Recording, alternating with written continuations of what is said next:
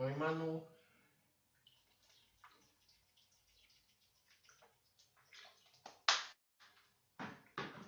Oi, Giovana. Bom dia, filho. Tudo bem?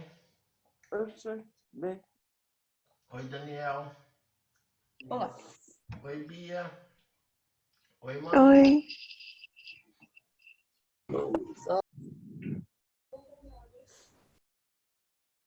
Gabriel, tudo bem? Oi, Rafaela. Oi, Manuzinha.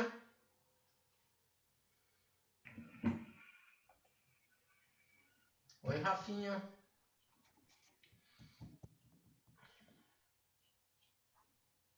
Oi, Carol dos Anjos. Oi, Thor. Só tô vendo a sua testa, tá?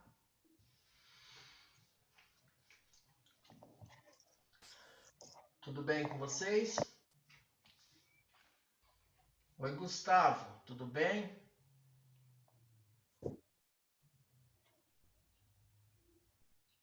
Oi, Sur. Oi, Rafinha. Tudo bem? Oi, Cauã. Oi, senhor, tudo bem? Tudo. E você? Tô bem. Oi, Carol. Tudo bem? Oi, senhor, tudo bem? Vocês colocam uns nomes aí que não dá pra gente saber. A sorte que tem uns que tem o rostinho, porque senão... Mas não é a gente que põe. Quer dizer, o meu não sou eu que põe. É que depende de como que você entra, né? É, eu tô Mas tá... entrando pelos negócios do meu pai. Por isso que então tá tá o nome bom. dele. Olha lá, tá assim, pede do Bruno. Aí, que Bruno que é dos oitavos C, né? Mas tá bom. Oi, Biazinha.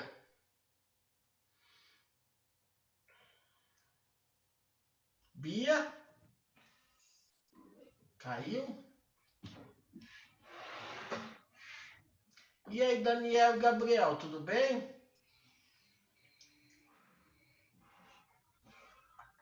É a primeira aula de vocês? Mas tem gente que tá dormindo ainda? Né, Rafaela? O que foi, Gustavo? Ah, teve aula de artes. Muito bem, Gu. Gustavo já respondeu, tá?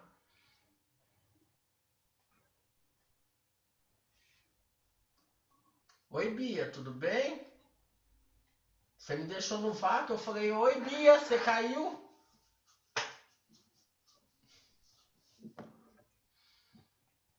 Vamos lá, gente, que hoje nós temos muita coisa a fazer, senão não vai dar tempo da gente fazer. A revisão ajudou vocês a responder a outra prova? Hã? Ajudou? Então nós vamos fazer da mesma forma hoje, tá? Então a gente faz rapidinho, aí depois a gente volta, por exemplo, para eu fazer a revisão com vocês, tá? Que aí ajuda vocês. Estão assistindo, por exemplo, os vídeos lá do objetivo? É interessante vocês assistirem, porque vai ajudar vocês a responder um monte de questão, tá? Então começa a prestar atenção, a assistir, tá? Eu sei que é cansativo, tem muita coisa, parece que vocês estão estudando muito mais do que se fosse em sala de aula, tá? Mas isso faz parte, tá? Tudo bem? Nós estamos com 15 alunos, tá? Rafaela, posso te pedir um favor? Se alguém colocar alguma mensagem no bate-papo, você passa pra gente, se for alguma coisa importante, tá? Porque às vezes, como eu vou compartilhar a tela, eu não tenho condições de ficar indo e voltando, tá? Então nós vamos lá. Agora eu vou pedir para que vocês peguem a tarefa 9, tá?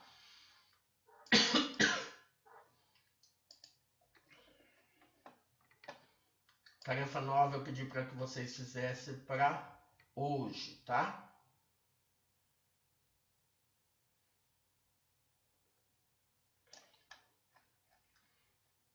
Quem que poderia responder, me ajudar aí?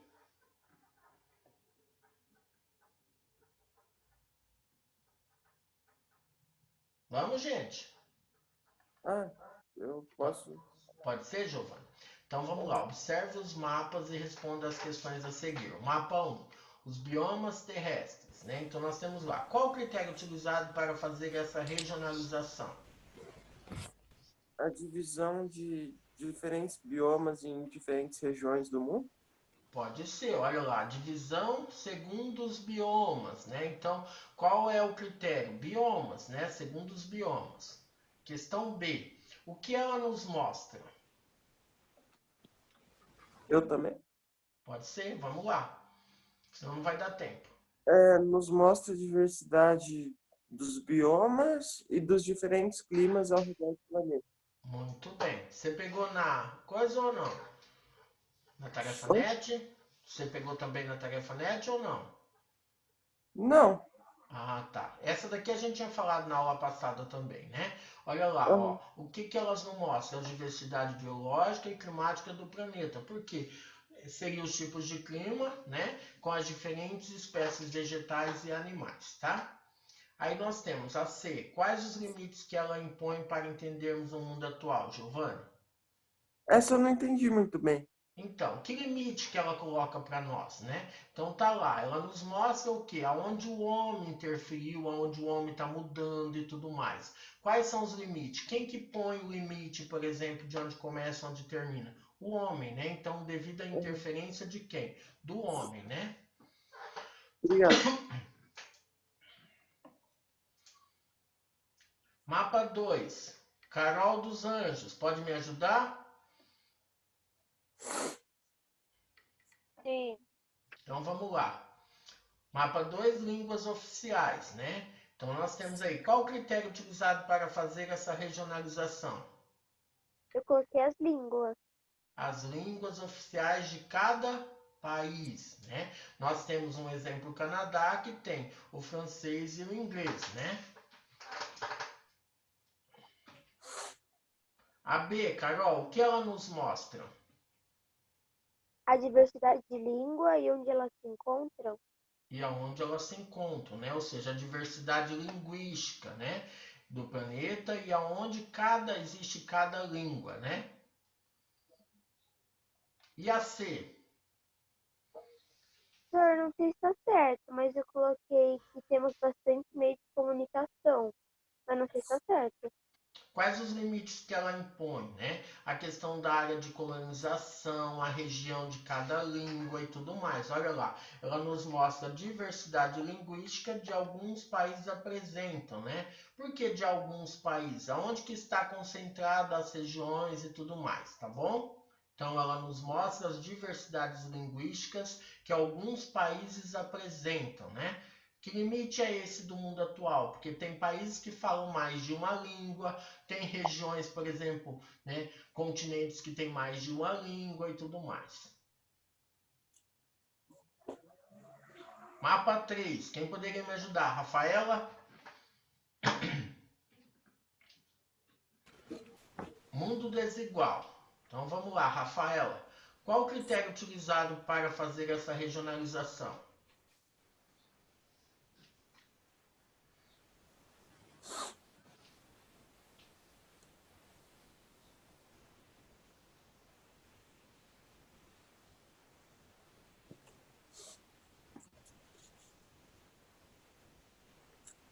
Mais alguém? Vamos lá.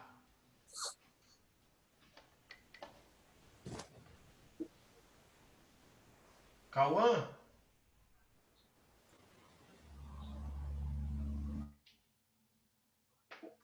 É,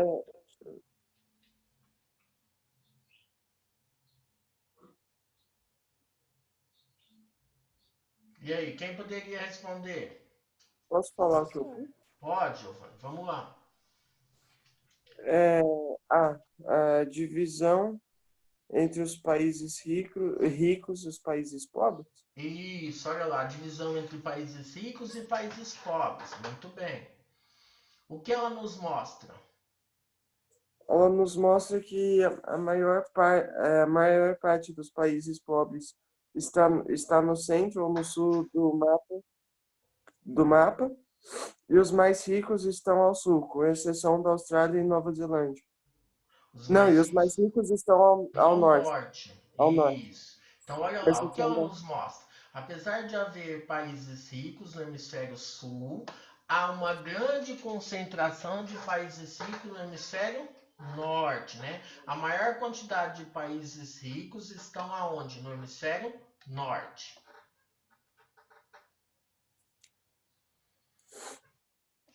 Agora é uma pergunta até que pessoal, né? Olha lá, agora reflita. Qual das regionalizações melhor atende a uma divisão do mundo como totalidade? Qual das divisões você acha que atende? Né? Será que é do mapa 1? Será que é do mapa 2 ou do mapa 3? Por quê? Rafaela?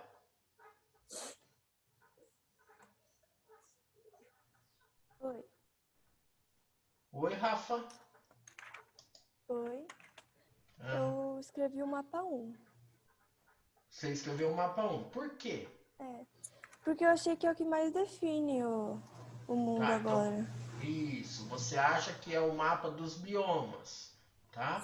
Porque ele mostra, por exemplo, a questão da diversidade. Muito bem. Ah, professor, eu coloquei o mapa 2 porque eu acho que devido à língua, mostra a questão da colonização, da dominação e tudo mais. Beleza. Ah, professor, eu coloquei o mapa 3 por quê? Porque eu acho que ele mostra melhor onde está a questão da qualidade de vida e tudo mais. Fica a critério de vocês, tá? Cada uma, por exemplo, que vocês escolherem, nenhuma, vamos falar, está errada, porque você precisa estar justificando isso aí, tá? Gabriel e Daniel, tá me ouvindo bem? Estão me ouvindo bem? Aí, por exemplo, olha lá, até uma resposta pessoal. Por quê? Porque você vai escolher uma delas e você vai explicar o porquê, tá bom? Rafael, considerando o que aprendemos em nossas aulas, de que forma as regionalizações podem nos ajudar a explicar melhor o mundo em que vivemos? O que você respondeu? Eu coloquei porque cada região tem suas características e o seu povo com suas diferenças.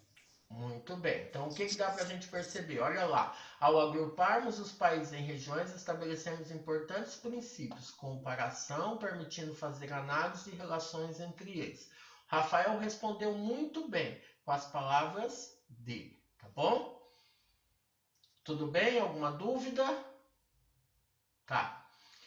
A tarefa 10, se vocês já quiserem marcar, é para o dia 29/5, para sexta-feira que vem, tá? Então vocês podem estar marcando aí, tá? Depois a gente nem precisa estar voltando aqui para me estar explicando melhor, tá? Então a tarefa 10 é um texto, vai falar um pouquinho das civilizações, vai falar um pouquinho do sistema capitalista, do sistema socialista, tá? E ele tem 3 questões para vocês estarem respondendo, tá bom? Então vocês coloquem aí para o dia 29, tá? Agora a gente vai voltar lá na página 5.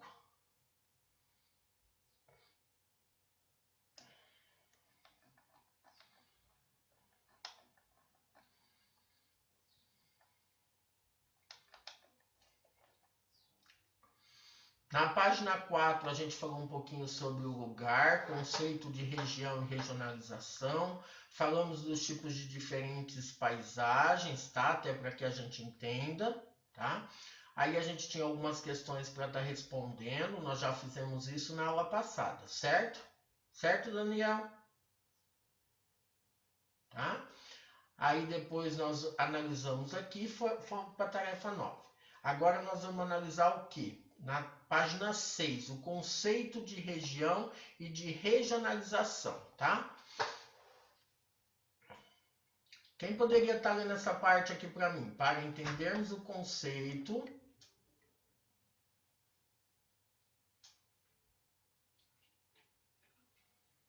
Bia, pode ler para mim?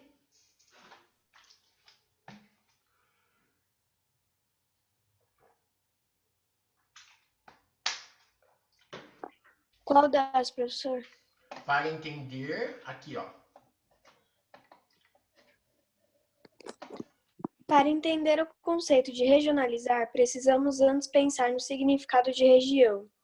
A noção de região é um instrumento relevante para a compreensão do recorde espacial e constitui uma categoria de análise própria da geografia. Desde meados do século XIX, os geógrafos tentam se aprofundar na exploração do mundo conhecido, utilizando essa categoria de análise e gerando farto acervo de informações sobre o quadro natural, como você fez, Vidal de la Blanche, ou sobre as intervenções do homem na natureza, como fez Sinomic. Hatzel. Tá, Vamos referir. vamos dar uma olhada nisso aqui. Então, fala o que, né? Antes da gente analisar o conceito de regionalizar, a gente precisa saber o significado de região. E o que é uma região, né? É uma categoria de análise própria da geografia. Ela entende um recorte espacial, né? Ela constitui um espaço, né? Através, vamos falar do que, né? Nós temos de informações relacionadas às intervenções do homem na natureza, tá? O que é? Ó, vamos rever uma definição de região já estudada, né? Quem pode ler para nós aí, ó? O que é região? Vai lá, Carol dos Anjos.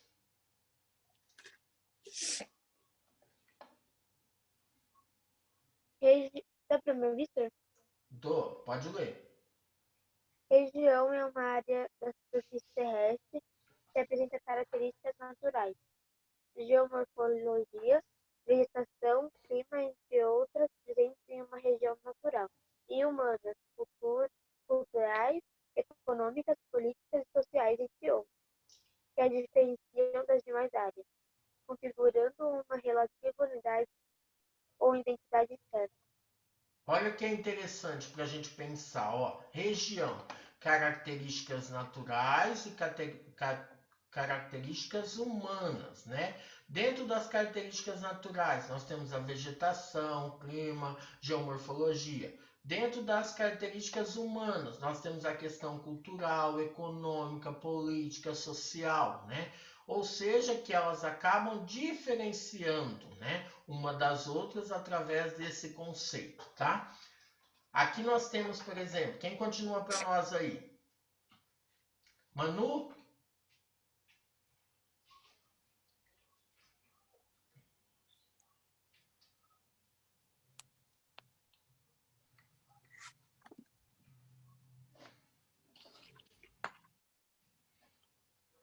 Senhor, Vai, posso ler? Manu. A partir... Qual Manu, senhor? Pode ser você mesmo. A partir dessa definição, podemos perceber que para definir uma região é necessário analisar diferentes critérios, que nem sempre são aceitos por todos. Tá, para um Quando os pouquinho. estudos regionais... Manu, só um minutinho. Essa parte é muito interessante. Olha lá, ó. É necessário analisar diferentes critérios, tá? Quando a gente fala diferentes critérios, que nem sempre são aceitos por todos. Por que a gente fala? Eu dividi daquela forma. Mas você não poderia. São visões diferentes. Por isso que aqui no texto ainda fala, né? Nem sempre são aceitos por todos, porque depende do seu critério. O Rafinha vai se tornar um geógrafo muito importante, coitado dele. O que ele vai fazer, né, Rafinha? Ele vai lá e vai colocar alguns conceitos. Aí vem o Giovanni e vai contestar aquele conceito a partir, por exemplo, de um critério.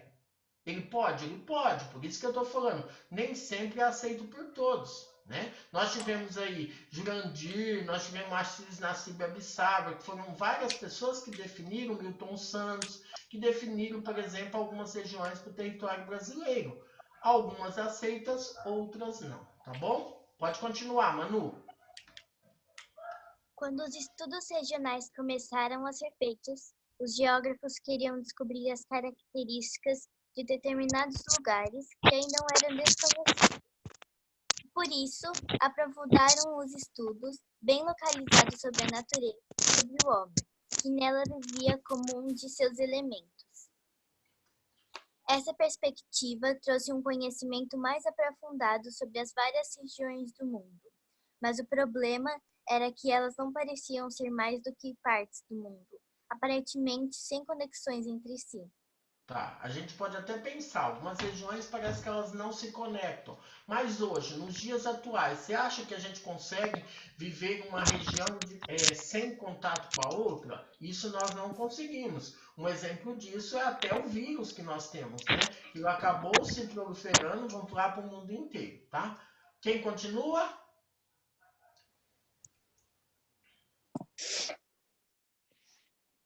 Vai, Catarina.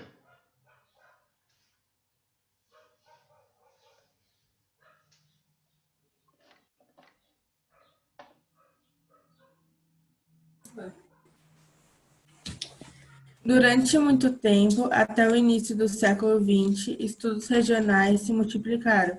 Aí já se acrescentou um novo critério: o funcionamento dos vários elementos entre si em cada região. Por meio dessa nova perspectiva, pretendia-se entender como a região funcionava dentro dela mesma, como os diferentes elementos se combinavam para torná-la única. Muito bem. Ó, vamos dar um exemplo. Olha esse mapinha que tem do lado, né? Amazônia Internacional. Quando a gente fala de Amazônia, a gente já pensa no quê? Numa vegetação, numa floresta e tudo mais. Literalmente o quê? Brasileira, né? Porém, a gente sabe que a Amazônia ela é internacional. Por quê? Porque ela tem outros países, né? Olha aqui, Venezuela, na Colômbia, né? No Equador, no Peru, né? Na Bolívia, né? Então, o que, que a gente percebe? Ela não é só de um único país, por isso que ela é considerada Amazônia internacional, né? Por quê? Porque às vezes é um conceito que a gente tem, né? E aí, quando a gente fala dessa Amazônia internacional, ela acaba ligando vários países. Observe que neste mapa se indica uma região cujo critério é a natureza e não a diversidade étnica, cultural, social ou política. Nós estamos falando de um critério natural, né? Que é a Amazônia Internacional. Muito bem. Página 7. Nós temos um mapinha sobre a divisão regional da França, né? Quando a gente fala divisão regional da França, né? Olha aqui, ó, divisão regional atual, habitantes, participação no produto interno bruto. Quem fez essa divisão, né? Foi o homem, né? Então, uma divisão política. Por que política? É como se você pegasse, por exemplo, o estado de São Paulo e você dividisse em município. A mesma coisa você pega o estado, né, o território brasileiro, e você divide ele em estado. Você está fazendo uma divisão regional, uma divisão estadual, literalmente usando critérios políticos, né? Por que que Itupeva se desmembrou, por exemplo, de Jundiaí? Foi o homem que decidiu, por isso que é chamado de um critério que político, feito por quem? Pelo homem, tá? Então a gente tem alguns exemplos aí. No mapa acima destacam-se, como você pode observar, a delimitação política da França, a quantidade de habitantes de cada localidade e sua participação no produto interno bruto total daquele país, indicando como as diversas regiões têm funções distintas e complementares. Então a gente está falando de outro tipo do que? De regionalização, usando critério político. Muito bem. Quem continua para nós? Gabi,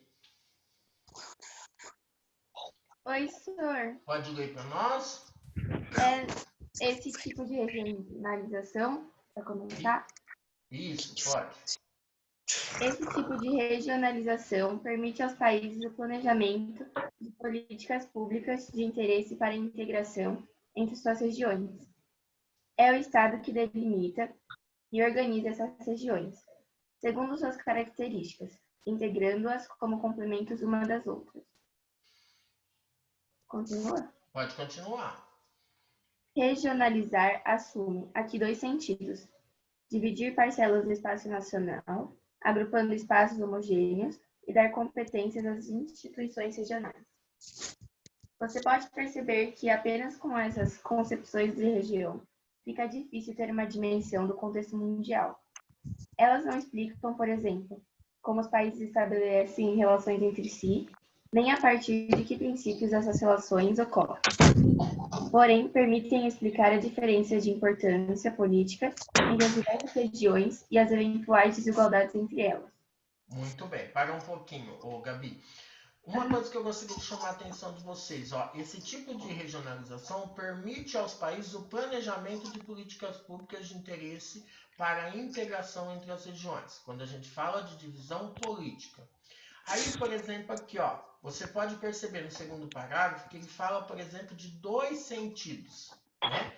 Quais são esses sentidos? Dividir em alguns momentos, né? para dar competências às instituições regionais. Mas só que a gente tem que pensar que ele pode dividir, como ele pode também agrupar, né? Por que que eu posso dividir e posso agrupar? Em dois momentos, né? Quando a gente fala desse agrupamento, eu estou juntando os países que estão mais ou menos, ou as regiões, os lugares que têm mais ou menos o quê? Algo parecido. Dividir, estou colocando, por exemplo, os países que têm algo diferente, cada um para um lado. Então, são alguns critérios e alguns sentidos de regionalização, né? Então, isso é legal que a gente pense, né? Mas só que fica difícil a gente pensar nessa concepção a nível de um contexto mundial. Se eu pedir para vocês, quem mora em Itupeva, por exemplo, né? Divide aí para nós, né? Separa, por exemplo, um bairro do outro. Já é um pouquinho complicado. Vamos pensar se a gente tivesse que fazer isso a nível, vamos falar, de país, né? De mundo. É muito mais complicado, tá? Gabi, continua para nós o último parágrafo. Também, quando pensamos o processo de mundialização das trocas e sua dispersão espacial, quando observamos certas práticas comuns, padrões de consumo, por exemplo, que se estendem por vários lugares do mundo, ou as porções contínuas e de grande tamanho, como os espaços corporativos, ou a influência das ONGs, etc. Os conceitos de região pensados até aqui não dão conta de explicar a realidade mundial. Claro que não. Por quê? Porque não adianta a gente pensar em alguns conceitos, não adianta a gente pensar em alguns critérios que a gente não vai ter um padrão, né? A gente não vai conseguir definir tudo certinho. Porque é uma dispersão que espacial, é um processo de mundialização, né? Nós estamos falando de um mundo, né? De um espaço muito maior, tá? Aí nós temos na página 8 o mapa da fome no mundo, tá? Então você imagina, né? Qual o critério que está sendo utilizado? A fome. Mas só que eu estou trabalhando por países. Vamos pensar nisso, tá? Será que dentro do território brasileiro, né, nós temos pessoas que passam fome, mas nós temos pessoas que têm muito.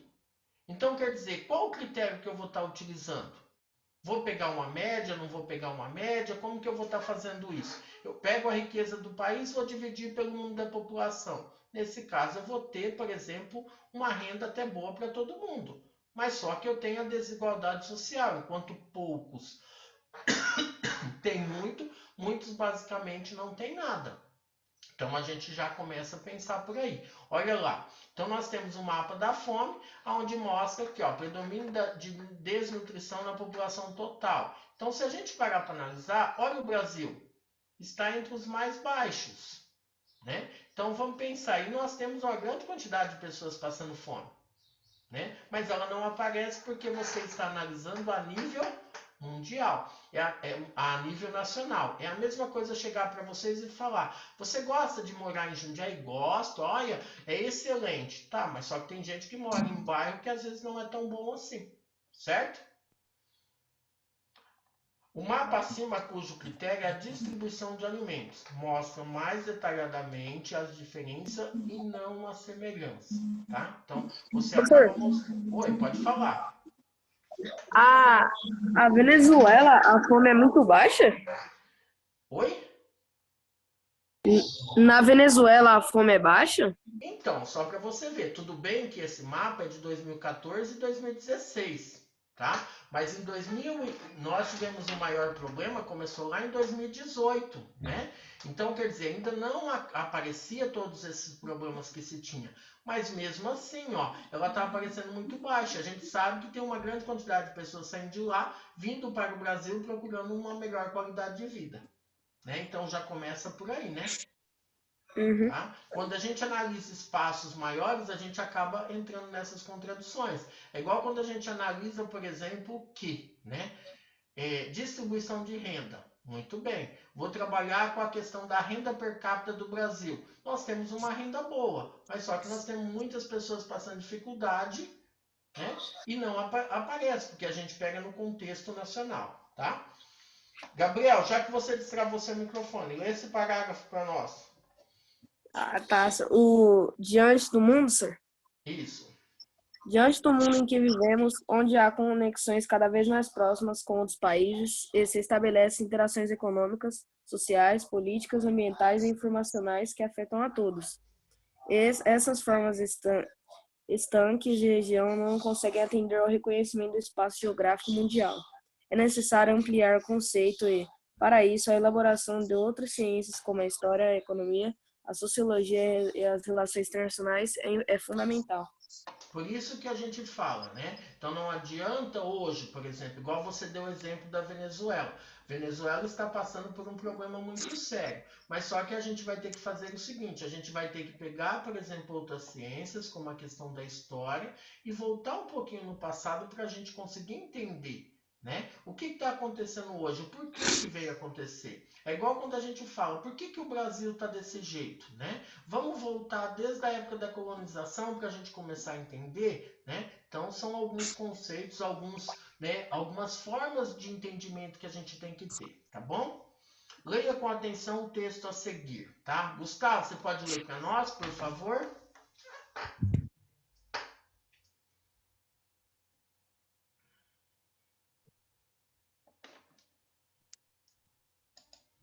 Quem gostaria de ler? Posso? Rafinha? Ou Giovana? Se você quiser, eu posso ler. Vai, Giovana. Os geógrafos admitem, desde certo tempo, o caráter dinâmico dos limites regionais por serem socialmente construídos. Eles aceitam o caráter impreciso, na verdade, da sobreposição dos limites regionais. Pega um Desse pouquinho, ponto, Giovana, só um minutinho. Quando a gente fala, olha lá, os geógrafos admitem, desde certo então, caráter dinâmico. Por que caráter dinâmico dos limites? Porque ele está em constante o quê? Mudança. Nós tivemos países que se transformaram em dois. Nós tivemos dois países que se juntaram. Então é um dinamismo. Vocês acham que enquanto nós estamos tendo aula aqui, né? Lá fora o mundo está paradinho esperando terminar nossa aula para continuar? Não, né? Então a gente fala do quê? De um caráter dinâmico, ou seja, que muda rapidinho, né? Pode continuar, Gil. desse ponto de vista, as abordagens dos geógrafos assemelham-se às dos sociólogos. Igualmente, muito dinâmicos, que se interessam também pelos atores não estatais, pelos grupos sociais em interação, pela transnacionalização das práticas, etc. Os geógrafos, ao postularem que o espaço geográfico é uma produção social, têm cada vez menos tendência a pressupor limites quando eles enfocam as entidades regionais. A região, antes de ser um dado, é uma construção que se apresenta como um todo funcional. Assim, no lugar de naturalizar os conjuntos delimitados por acordos ou tratados internacionais, eles preferem, em geral, observar e, eventualmente, cartografar a distribuição de fluxos e de práticas sociais. A abordagem dos geógrafos não se refere a um único setor. Todo objeto pode ser estudado de maneira geográfica, desde que estudemos sua distribuição espacial e evolução de sua distribuição. Vamos pensar na questão natural, na questão, por exemplo, histórica, na questão econômica, na questão social, né? A questão política. Então, a gente precisa estar estudando de uma maneira mais, vamos falar assim, atuante, ou seja, a cada momento estudar. Não adianta eu falar, o mapa que eu usava, por exemplo, lá em 1900, hoje eu vou estar usando. Não vou, ele já sofreu transformações. Os mapas dos biomas, eles estão em constante transformação. Então, isso tudo é interessante para a gente pensar, tá? Olha lá, nós temos uma questão para a gente estar respondendo. Pela análise do texto, como os atuais geógrafos veem o conceito de região? Com algo estático, parado, ou com algo dinâmico, que pode ter mudança? Algo dinâmico que pode ter Algo dinâmico, né? Olha lá, tá? Para eles, o conceito de região é dinâmico. Os limites regionais podem mudar, pois é a sociedade que os constrói e define. Muito bem, pode escrever aí rapidinho.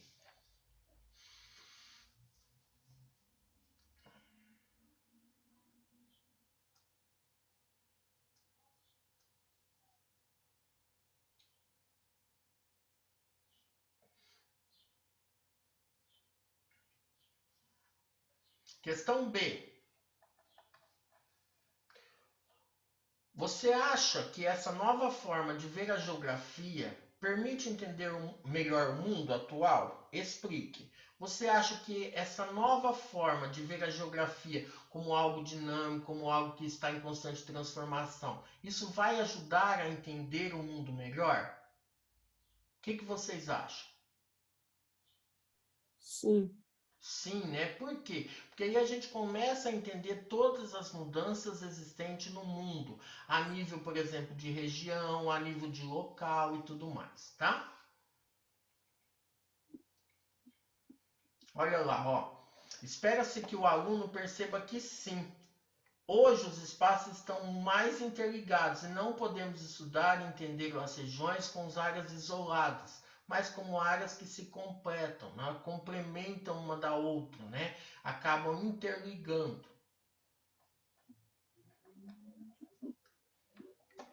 Rafinha, vamos ler? Você. O texto que acabamos de ler mostra-nos que a visão geográfica do mundo mudou. Alguns elementos foram acrescentados ao conceito de região. Não há necessariamente limites espaciais rígidos entre as regiões. Elas são dinâmicas. É possível entendê-las permitindo até a superposição de seus limites. São dinâmicas, os seus limites podem mudar porque são construídas pelas diferentes relações sociais e as sociedades se apropriam do seu espaço natural e dão um novo significado às regiões. É tudo aquilo que a gente falou, né? De ser mais dinâmico, de ter uma superposição dos limites. Como, por exemplo, nós temos o bairro, nós temos o município, nós temos, vamos dizer assim, o estado, nós temos a região, que é algo, vamos falar, que vai né? Que é uma superposição, né? Daqueles limites. Né? Uma questão mais dinâmica, os limites podem mudar a todo momento, né? As sociedades se apropriam do espaço natural, né? Ah, naquilo ali tinha um tipo de vegetação, hoje já não tem mais, então a gente precisa pensar assim, tá? A partir dessas considerações, podemos perceber que, mesmo num mundo tão dinâmico e em constante transformação, a divisão do território em regiões permite entender melhor as relações das diferentes áreas do planeta e as relações entre os elementos naturais e humanos. O que dá para a gente entender, né? Que a partir desse momento, né, o mundo começa a ter um novo significado, ou seja, uma nova visão. Vamos começar a falar um pouquinho, né? Quando a gente fala dessas transformações, por que o mundo está em constante transformação? A população aumentou, automaticamente precisa aumentar o consumo. Aumentando o consumo vai mudar o quê? A natureza. E aí a gente começa a pensar com outra visão. Aí eu pergunto para vocês, por que nós precisamos aumentar a produção? Por que nós precisamos aumentar o consumo, né? Se eu tenho 2, 3 camisetas, por que eu preciso de 20, né? É dentro de um conceito que a gente começa a pensar uma visão do mundo capitalista, né? O consumo, você comprar, você produzir, né? Dentro de uma empresa, nós passamos por fases, né? Quais são as fases que nós passamos, né? Do artesanato, da manufatura, da maquinofatura, da indústria, da revolução técnico-científica informacional, ou seja, a primeira revolução industrial, segunda revolução e a última que seria o que? A revolução técnico-científico-informacional. O que ela nos traz? Uma visão mais tecnológica, uma visão mais da internet, né? Vamos falar desse meio digital que nós temos, que nós temos hoje. O que acontece com tudo isso? Por que isso veio acontecer? A gente precisa fazer um levantamento, né? Chegar nos dias atuais. Como? Né? Fazer um levantamento desde quando era só a base da troca, né? Que base da troca, professor? Antes trocava um produto por outro. Foi crescendo o mercado, crescendo o consumo. E aí começamos a chegar no mundo atual. Por exemplo, nós temos 2 sistemas, né? Que a gente vai discutir muito sobre ele. O sistema capitalista e o sistema socialista. Qual é o certo? Qual é o errado? Né? A gente sabe que teve uma disputa muito grande no período da Guerra Fria, né? Entre o sistema capitalista e o sistema socialista. O que era o sistema capitalista? Aonde, né, Quem controlava a economia são os donos dos meios de produção, ou seja, o dono da fábrica, né? Então a gente já começa por aí. Muito bem. Teve que ter uma intervenção do Estado? Sim, né? Porque os burgueses, né, com os vassalos, começaram a vamos falar assim, a entrar em contradição num monte de coisa, né? Aí, só passando uma visão rápida para vocês. Você compra um produto por R$10, você vende por 20. Tem a questão do lucro, né? Por que a empresa, por exemplo, começou a trabalhar 3 turnos? Porque ela produz mais, ela ganha mais, ela vai ficar mais rica, né? É uma visão de posse, de ter cada vez mais, tá bom? Agora nós vamos, a tarefa 10 para vocês fazerem para sexta-feira que vem, tá? Mundo capitalista e as grandes transformações no espaço mundial. Quem poderia estar lendo para mim? Posso ler, senhor? Pode, filho.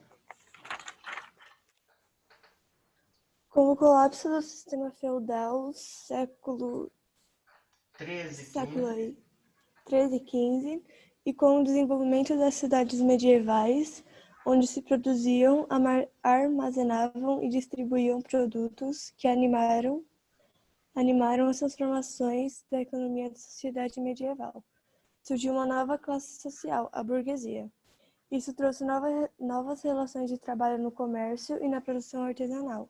Alterou a ocupação e a organização das propriedades e acabou gerando outras relações políticas, tanto entre a burguesia e os senhores feudais, como entre os senhores feudais, os burgueses e os reis. Olha que interessante. Então começa a falar o quê? Das cidades medievais. Para quem estava no objetivo ano passado, lembra muito bem que vocês fizeram um trabalho, né? Até numa caixa de sapatos sobre o sistema feudal, né? Como que eram os vassalos, né? Quem que era o senhor feudal, quem era a burguesia e tudo mais. Lembram disso?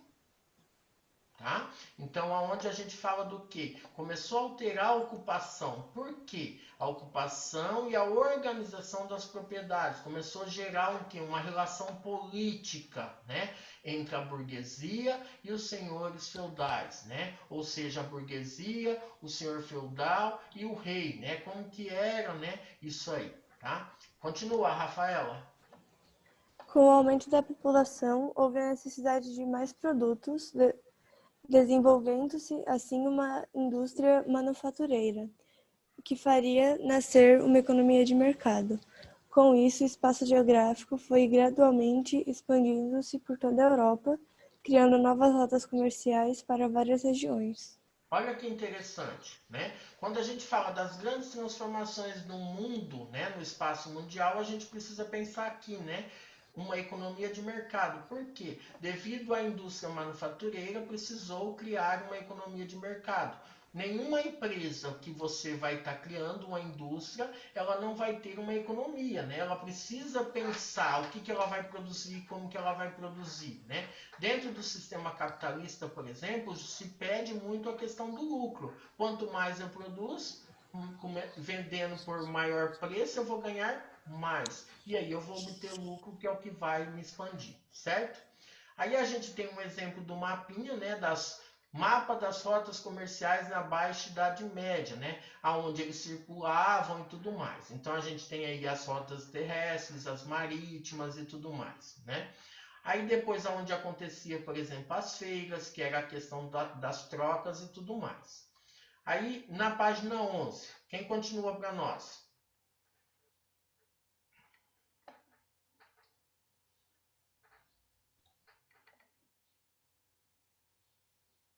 Quer ler, Rafinha? Pode ser, sir.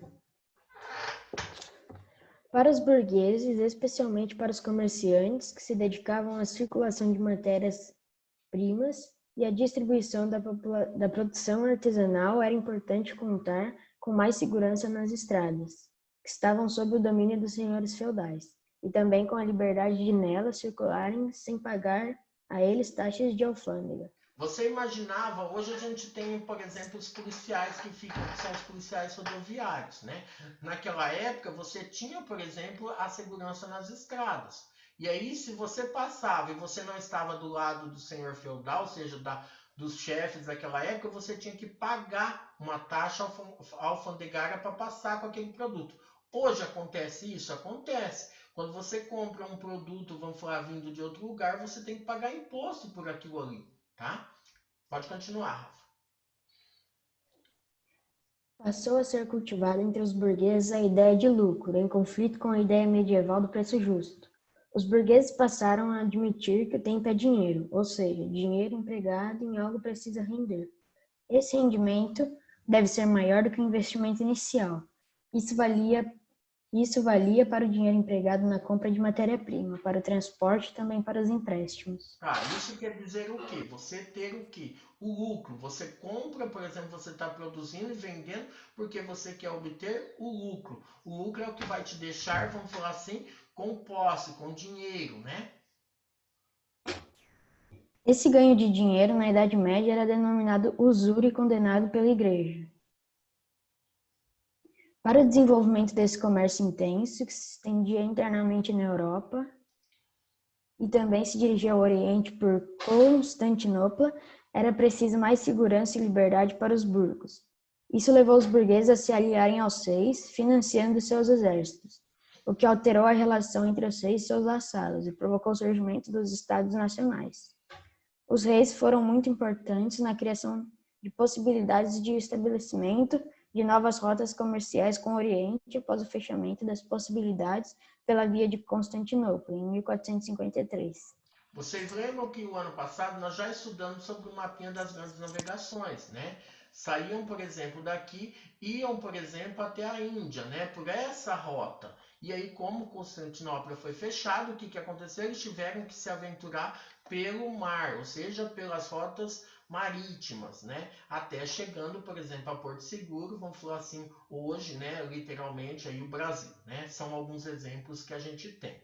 Mas o que eles querem dizer, né? A questão de procurar novos caminhos, ou seja, de levar novos produtos. Então, quando a gente fala, por exemplo, dessa troca, dessa venda e tudo mais de produtos, não é algo hoje recente, né? Vem desde a época do artesanato, né? Quando uma pessoa fazia todo o trabalho sozinho, e aí foi evoluindo a cada ano, tá? Então, nós temos aí o mapinha das grandes navegações. Giovanni, lê para nós aí, por favor. O capitalismo. Esse novo sistema econômico, com base na obtenção do lucro, foi passando por diferentes momentos e se adaptando a novas condições. Acompanhe por meio do esquema a seguir a evolução do capitalismo e as diferentes maneiras de regionalizar o mundo, observando seus vários momentos. Perceba ainda como a cada momento, apesar dos interesses serem os mesmos, vão se criando novas relações de trabalho que acabam por gerar tensões e a tentativa de uma forma alternativa ao sistema de produção capitalista, o socialismo. Muito bem, então nós temos de um lado o capitalismo e do outro o socialismo, né? Porque o capitalismo ele vem com esse objetivo do quê? De aumentar, por exemplo, o lucro, de aumentar sua renda, a desigualdade social, quem controla, por exemplo, a economia são os donos do meio de produção e tudo mais. E aí vem o que? Algumas tensões, né? E aí começa a surgir, vamos falar assim, como uma forma alternativa o sistema socialista, que é aquele que prega a igualdade, a questão de uma economia planificada, onde a pessoa não precisa obter lucro para ela levar vantagem e tudo mais. Isso são exemplos que nós temos. Como que a gente vai estar analisando? Para a próxima aula a gente vai ver sobre as etapas da evolução do sistema capitalista, né? Desde o capitalismo comercial lá do século XVI, né? Depois o capitalismo industrial, nós temos o capitalismo financeiro, né? Todas as etapas, vamos falar assim, do sistema capitalista, tá? Então, até para que vocês entendam aí como que funciona, tá bom? Até aqui tudo bem? Alguma dúvida? Tá, então agora eu vou passar para vocês o resuminho, tá? Então, dê uma olhada, verifique aí, tá? Nós temos aqui, tá? Nós falamos um pouquinho lá no início, tá? Se vocês quiserem estar dando print na tela, tá? A paisagem ajuda a construir os sentimentos de pertencimento. Ela cria uma atmosfera que convém aos momentos fortes da vida. as festas, as comemorações, apresentando uma dimensão simbólica da relação subjetiva do indivíduo com o espaço. Então, quando a gente fala lá da noção, do conceito de território, né, a questão, vamos falar assim, o conceito de região, de regionalização, a gente não pode esquecer da paisagem. Novamente, o conceito de região, né? Alguém poderia estar lendo para mim aí o conceito de região?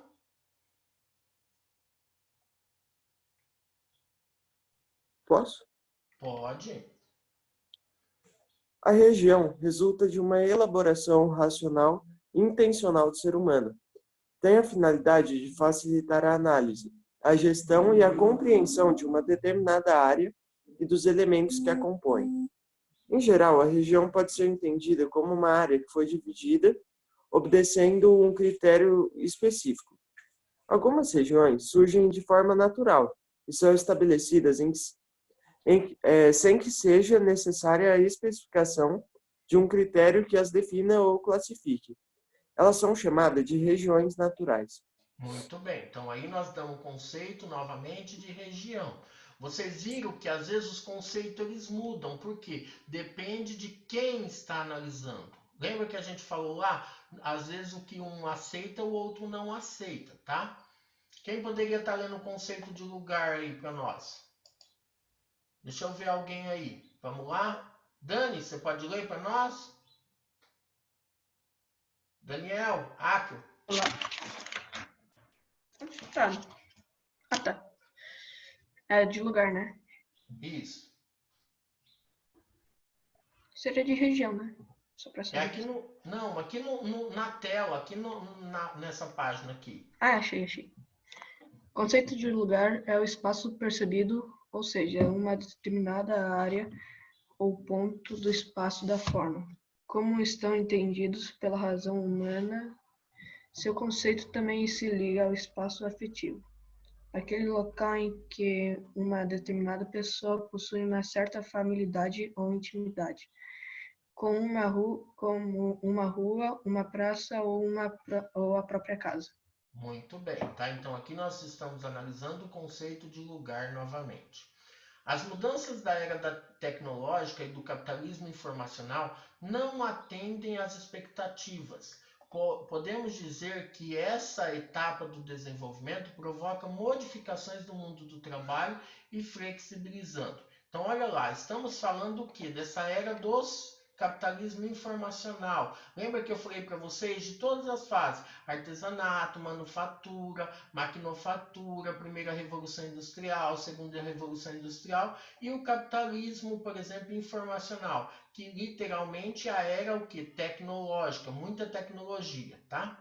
Com os avanços técnicos, o capitalismo reinventou-se e passou a viver naquilo que muitos autores consideram como a sua informacional, marcada pela evolução tecnológica que se materializou principalmente nos meios de transporte e comunicação, sendo essa a terceira revolução industrial, que seria a questão dos avanços técnicos, tá bom? Tá? Pessoal, na prova de vocês, lá nas questões, eu coloquei uma charge, tá? Que é da Mafalda, né? E eu gostaria até de compartilhar essa frase com vocês, essa charge, tá? Olha lá. Tem razão, Mafalda. Não posso ser uma mulher como nossas mães, que se conformavam em aprender corte e costura. Nossa geração é diferente. É a geração da tecnologia, da era espacial, da eletrônica, né? E etc. Portanto, não vou cair na mediocridade do corte e costura. Nunca. A ciência me chama. Quando eu crescer, vou comprar uma máquina de tricô. A cibernética me atrai. Adoro a cibermetria, ou seja, a questão da tecnologia, né? Não adianta, eu posso ter a minha máquina? Posso, mas não aquela lá do início, né? Lá do artesanato. Eu preciso ter algo, vamos falar assim, desse momento, dessa tecnologia, tá bom? Se vocês quiserem dar um print nessa tela, na outra, tá? Pode dar o print que vai estar ajudando vocês a estar respondendo as questões dessa semana. Tudo bem? Já bateram aí? Já tiraram foto? Já printaram? Posso tirar?